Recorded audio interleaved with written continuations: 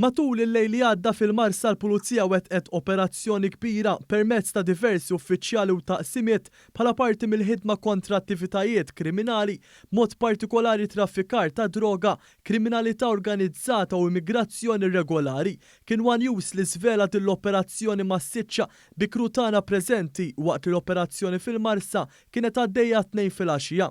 It-toroq tal-madwar kollha qrib il-korsa tat-tiġrijiet ta' swimel ingħalqu għat-traffiku waqt li l-Pulizija kienu qed u xogħolhom. L-operazzjoni kienet ħidma konġunta bejn diversi sezzjonijiet tal-Pulizija li ntemmet tal-ħabta tas-sija ta' filgħodu.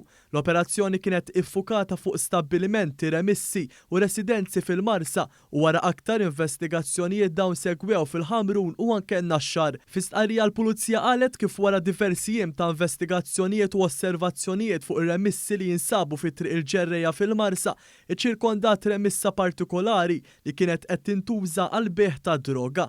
Hawnhekk instab raġel li ġie arrestat. Minn tfittxija fil-post instabu xejn anqas minn 385 artas tal-kokaina, 250 artas ta' eroina u 45 artas ta' kannabis sintetika kollha lesti f'boros żgħar biex jiġu traffikati. Fl-istess remissa nstab ammont konsiderevoli ta' flus kontanti, mutur li kien irrappurtat misruq, pont tal-ħadid, sikkina waqt li ġew elevati wkoll numru ta' mobiles, apparat ta' CCTV cameras, kif ukoll oġġetti oħrajn brabta ma' traffikar ta' droga. Sa dan it-tant l-operazzjoni mid-diversi taqsimiet tal-Pulizija fil-Marsa u l-madwar saret ukoll brabta mal-immigrazzjoni irregolari.